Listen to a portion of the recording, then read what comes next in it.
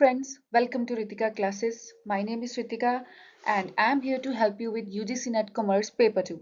Okay, so आज हम पढ़ने जा रहे हैं कैश फ्लो स्टेटमेंट के बारे में and this is lecture 1 about cash flow statement. If you want to learn about cash flow statement from basic, stay tuned till the end of the video. And don't forget to like, share and subscribe the video. Thank you. Okay, so cash flow statement. What is cash flow statement? Cash flow statement. It is a statement. Okay, we know that it is a statement. But what this statement shows? Flow of cash. ये statement cash के flow के बारे में बताती है. कितना cash inflow हुआ, कितना आउटफ्लो हुआ, किस एक्टिविटी में कैश इनफ्लो हुआ, किस एक्टिविटी में कैश आउटफ्लो हुआ. तो बेसिकली ये स्टेटमेंट कैश के मूवमेंट को रिकॉर्ड करती है. सो अब सिर्फ ये कैश फ्लो का मीनिंग बता रहे हैं. कैश फ्लो का मतलब है movement of cash in and out due to some known cash items. We will see what it is. Okay, so I hope you understood that cash flow statement is the statement that records the flow of cash. Flow of cash matlab movement of cash. Cash in and cash out. अभी दो terms हैं, cash inflow and outflow. Cash inflow का मतलब है, cash inflow का मतलब है पैसे आना. अगर पैसे आ रहे हैं तो कैश इनफ्लो हो रहा है. किसी चीज की सेल हो रही है या फिर हमने कुछ सेल किया या फिर गुड्स की सेल हो रही है या फिर कहीं से इनकम आ रही है, that is inflow. And outflow मतलब पैसे जाना, माइनस होना. जब जब पैसे माइनस होते हैं तो कैश का आउटफ्लो होता है, उसको हम बोलेंगे कैश आउटफ्लो. सो कैश फ्लो स्टेटमेंट कैश के इनफ्लो और आउटफ्लो को रिकॉर्ड करता है. आप okay, so next.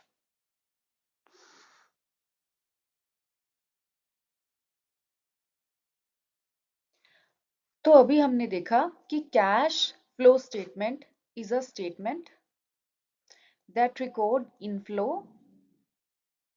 And outflow of what, of three activities. वो तीन एक्टिविटीज कौन सी हैं? That three activities are operating activities, first activity, second is investing activity and third is financing activity. So cash flow statement इन तीनों activities की transactions के inflow और आउटफ्लो को रिकॉर्ड करता है. मैं आपको बताऊंगी इन्वेस्टिंग एक्टिविटीज के बारे में. इसमें क्या आएगा, आपको सिर्फ ये याद रखना है कि इसमें आएंगे non current assets, nothing else. और इसमें कुछ भी नहीं आएगा. नॉन करंट एसेट्स के रिलेटेड सेल, परचेज और अगर कोई इनकम हो रही है तो वो आएगी. ठीक है, nothing else. Non current assets के बाहर तो हमें देखना ही नहीं है इन्वेस्टिंग एक्टिविटीज के लिए. देन है फाइनेंसिंग एक्टिविटीज. फाइनेंसिंग एक्टिविटीज में क्या आएगा? सबसे पहले non current liabilities and share equity. I will say equity. Okay, so equity के रिलेटेड ट्रांजैक्शंस और नॉन करंट लाइबिलिटीज के रिलेटेड ट्रांजैक्शंस सारी आएंगी फाइनेंसिंग एक्टिविटीज में. Then we have operating activities. अभी आप देखो कि नॉन करंट एसेट्स हो गई इन्वेस्टिंग एक्टिविटीज में, नॉन करंट लाइबिलिटीज भी इन्वेस्टिंग एक्टिविटीज में एंड इक्विटी भी इन्वेस्टिंग एक्टिविटी फाइनेंसिंग एक्टिविटीज में. So what are we left with? We are left with current liabilities and current assets, profit and loss account. अब ये सब operating activities में आएगा. ठीक है, इनमें mainly revenue generating items record होती हैं. ओके, आई होप आपको समझ आया कि cash flow statement is a statement that records movement of cash, inflow and outflow related to three activities, namely operating, investing and financing. I hope आपको यहाँ तक सारा कॉन्सेप्ट क्लियर हो गया होगा कैश फ्लो स्टेटमेंट का. जब हम इसके क्वेश्चंस करेंगे ना तो आपको ये बहुत इजी लगेगा और भी ज्यादा अच्छे से समझ आ जाएगा। नेक्स्ट, अभी हम डिस्कस करेंगे तीनों एक्टिविटीज के बारे में। आज मैं इस लेक्चर में आपको इन तीनों एक्टिविटीज का मीनिंग बताऊंगी। कैश फ्लो स्टेटमेंट का मीनिंग हमने समझ लिया। सेकेंड लेक्चर में हम इसके क्वेश्चंस देखेंगे। Okay, so stay tuned till end of the video और आपको सारा कॉन्सेप्ट कैश फ्लो स्टेटमेंट का समझ आ जाएगा बिल्कुल बेसिक से। अगर आपको बिल्कुल भी नहीं आता था अभी तक, लेकिन अगर आप इस वीडियो को कंप्लीट एंड तक देखोगे तो आपको सारा कैश फ्लो स्टेटमेंट समझ आ जाएगा। Okay, so cash flow from operating activities. Operating activities are the activities that constitute primary or main activities of enterprise. So main activities आ गई कि अभी मैंने क्या कहा था, revenue generating items. These are the principal revenue generating activities, okay, of enterprise. These activities are not investing or financing, obviously तभी operating में है। Okay, so operating activities main activities of enterprise, क्योंकि ये सबसे मेन रिकॉर्ड करता है sale of goods और services rendered. Okay, so obviously this is the main activity of enterprise. Second we have investing activities. Okay, मैं एक बात आपको स्टार्टिंग में बताना भूल गई कि cash flow statement accounting standard 3 के अंडर आता है। हम इसको इसी के गाइडलाइंस के अकॉर्डिंग फॉलो करते हैं। दूसरी बात ये है कि जो कैश फ्लो स्टेटमेंट है ये कंपनी एक्ट 2013 के अंडर एक मैंडेटरी स्टेटमेंट है जो सब कंपनीज को अपने फाइनेंशियल स्टेटमेंट्स में शो करनी पड़ती हैं। अपनी जो एनुअल स्टेटमेंट्स होती है ना उसमें क्या क्या शो करती है company, balance sheet, profit and loss account and cash flow statement भी उस मैंडेटरी इंफॉर्मेशन का पार्ट है। सो ये बहुत इंपॉर्टेंट है समझने के लिए। सेकेंडली, यूजीसी नेट कॉमर्स के पॉइंट ऑफ व्यू से भी इसमें से एमसीक्यूज बनते हैं। ये एक इम्पॉर्टेंट कॉन्सेप्ट है, आपने क्लास 12th में इसको किया हुआ है। अगर आप भूल भी गए हैं या आपको नहीं समझ आया तो आप इसको अभी अच्छे से कर सकते हैं और इससे जो भी एमसीक्यू है वो आप अच्छे से अटेम्प्ट कर सकते हैं। Okay, so coming back to cash flow from investing activities. As per Accounting Standard 3, investing activities are acquisition and disposal of long-term assets. मैंने तो पहले ही कहा था non-current assets. देखो long-term assets. Acquisition मतलब उनकी purchase, disposal मतलब उनकी sale या फिर other investments और बाकी वो इन्वेस्टमेंट जो कि कैश इक्विवेलेंस और इन्वेस्टिंग कैश इक्विवेलेंस में का पार्ट नहीं है। Then investing activities relate to purchase, investing activities relate to purchase and sale of long term assets या फिर हम इनको फिक्स्ड एसेट बोलते हैं जैसे machinery, furniture, land and building etcetera. इनके रिलेटेड ट्रांजैक्शन भी इसी में आएंगी। Transaction related to long term investments are also investing activities. मैं आपको इसकी एग्जांपल देती हूँ इसमें क्या क्या इंक्लूड हो सकता है।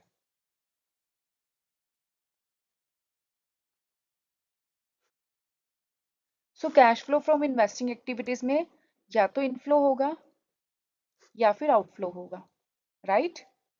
इनफ्लो में हम क्या रिकॉर्ड करेंगे, sale of machinery. For example कोई एबीसी लिमिटेड कंपनी है, आपने इस कंपनी में शेयर्स लगाए हुए हैं, शेयर्स इन्वेस्ट किए हुए हैं, वो आपके हैं 10,000 के, पहले लगाए हुए कोई चेंज नहीं आया इसमें, लेकिन इससे आपको डिविडेंड मिल रहा है 1,000। 1,000, सो ये डिविडेंड भी कहाँ पे रिकॉर्ड होगा, इन्हीं एक्टिविटीज में, इन्वेस्टिंग एक्टिविटीज में। सो वही यहाँ पे लिखा है, transactions related to long term investment are also investing activities. हमें कोई भी इन्वेस्टमेंट से हो सकता है, आपने किसी को लोन दिया हुआ है, अगर आपने लोन लॉन्ग टर्म के लिए दिया है वो भी नॉन करंट एसेट्स का पार्ट है। उसके रिलेटेड जो आपकी इंटरेस्ट इनकम है वो भी यहीं पे रिकॉर्ड होगी। So interest income, dividends and sale of fixed asset लिख देती हूँ मैं यहाँ पे, मशीनरी की बजाय सारे फिक्स्ड एसेट्स की सेल यहीं पे रिकॉर्ड होगी। Okay, then we have outflow. Outflow में हो सकता है हमने करंट ईयर में किसी एसेट को परचेज किया, जैसे हमने पढ़ा एक्विजिशन, एसेट को परचेज किया, या फिर हमने किसी कंपनी में इन्वेस्टमेंट परचेज की, या फिर हमने किसी को लोन्स एंड एडवांसेस दिए। जो कैश फ्लो का कैश इक्विवेलेंट्स का पार्ट नहीं है वो वाले लोन्स एंड एडवांसेस वो भी यहीं पे रिकॉर्ड होंगे। So cash flow from investing activities, वो एक्टिविटीज जो इन्वेस्टमेंट के रिलेटेड है, एसेट्स का पार्ट है, लॉन्ग टर्म है, एंड उसके रिलेटेड सारी ट्रांजैक्शंस भी यहीं पे रिकॉर्ड होंगी। आई होप आपको cash flow from investing activities अच्छे से समझ आ गया होगा। Next we have cash flow from financing activities. इसका नाम ही बता रहा है जो एक्टिविटीज हमने फाइनेंस करने के लिए यूज की वो एक्टिविटीज यहाँ पे रिकॉर्ड होंगी। फाइनेंस करने के लिए देखो, फाइनेंस होता है दो तरह का, एक होता है इंटरनल फाइनेंस, एक होता है एक्सटर्नल फाइनेंस। इंटरनल मतलब हमने शेयर्स, न्यू शेयर्स हमने जो है उनसे जो रिसिप्टली न्यू शेयर्स किए, कंपनी ने न्यू शेयर्स लॉन्च किए। एक्सटर्नल मतलब लोन्स, या तो इक्विटी ली, या तो हमने कैपिटल इन्वेस्ट किया कंपनी में, या फिर हमने लोन्स लिए, डेप्ट लिया, बेसिकली हम इनको डेप्ट बोलते हैं। इन सब के रिलेटेड जो भी ट्रांजैक्शंस हैं वो सारी फाइनेंसिंग एक्टिविटीज में आएंगी। So let's read this once. Financing activities relate to long term funds और capital, right? I told you internal and external, equity और डेप्ट। कैपिटल ऑफ एन एंटरप्राइज, क्या क्या हो सकता है वो? Example, cash proceed from issue of equity shares, हमने शेयर्स इशू किए, उससे हमें जो कैश आया वो यहाँ पे रिकॉर्ड होगा। Debentures, raising long term loans, repayment of bank loan. AS3 क्या कहता है कि financing activities are activities that result in change in size and composition of owner capital. Size, owner capital increase होगी शेयर इंक्रीज करने से, अगर हमने decrease भी किए, कोई शेयर रिडीम किए प्रेफरेंस शेयर, उससे ओनर की कैपिटल डिक्रीज होगी, तो साइज भी चेंज हुआ और कॉम्पोजिशन भी चेंज हुआ। अब क्या पता हमने डेप्थ ज्यादा जो है इशू कर लिया, हमने इक्विटी कम ली, डेप्थ ज्यादा लिया, तो size and composition of owners capital change होता है जिन एक्टिविटीज से, उनको पहले तो फाइनेंसिंग बोलते हैं। और ये एक्टिविटीज के related cash flow, cash from financing activities में रिकॉर्ड होता है। आई होप आपको ये कॉन्सेप्ट अच्छे से समझ आ गया होगा। मैं आपको इसकी एग्जांपल देके समझाती हूँ अभी।